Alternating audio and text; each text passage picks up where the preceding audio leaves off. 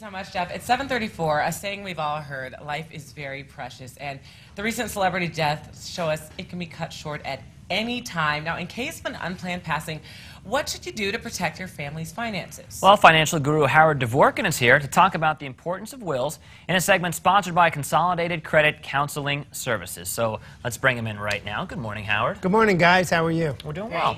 Well, we mentioned earlier this morning that Michael Jackson may or may not have had a will, and we also gave a statistic that as many as 70% of Americans do not have a last will and testament. So first question right at you, why should people have a will? I mean, people need a will because they don't want the courts deciding what they're doing with their assets, and more importantly, their most important asset, which is their children. Right now, a judge in California is trying to figure out what to do with Michael Jackson's child, or children, and that's a terrible thing. People need to take the time to it doesn't matter how young you are or in what type of health, you need to take the preparation now to make sure that all is in order in case you pass. Howard, you mentioned it doesn't matter how old you are, and for our viewers this morning, I mean, are you talking 15 years old, 20, 30? Seriously, and what is the process like? What is the first thing you should do to make a will? I mean, figure out what you want to go to whom. And don't rely on verbal telling people verbally. You need to put it on paper, and it's a process. You can't just walk into a lawyer's office and decide and walk out thinking that everything's done after a half-hour meeting. You have to decide what goes where, and especially when you're talking kids, and it gets very complicated when you have kids from another marriage or a mixed marriage, and also if your spouse and you pass away at the same time, who gets the child then? One of the reasons I think so many Americans may not have a will is because so many of them don't really have much money, and some are even in debt. So if you pass away, what happens with your debt? Well, let's face it, a lot of people are in debt right now. But even if you die with debt, the estate is still responsible for paying those bills up to the amount of the debt that's still there. So even if you're Michael Jackson, they say he died with $400 million worth of debt, the estate is still responsible for paying that debt. Your debts don't necessarily die with you.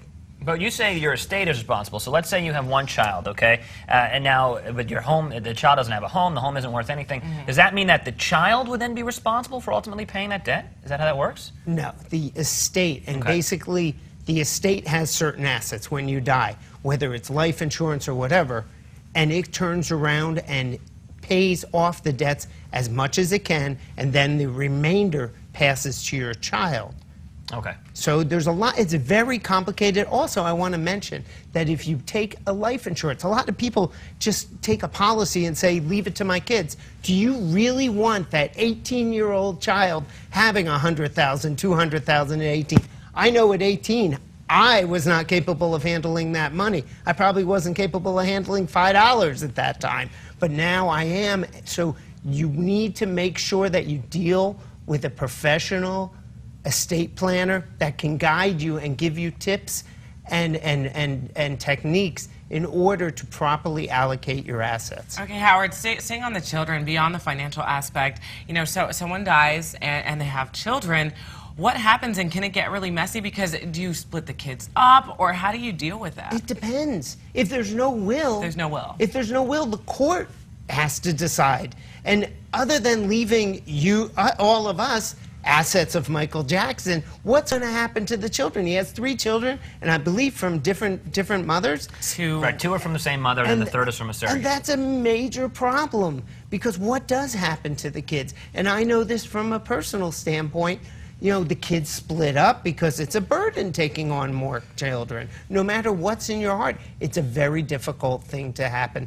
And you need to make sure that you plan ahead. Preparation is key.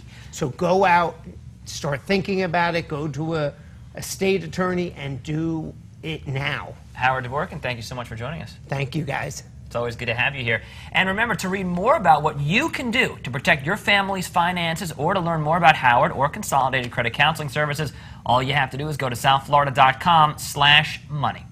And also on Howard's page, you can find information on the financial steps you should take after the death of your spouse. There you can also find our money tip of the week.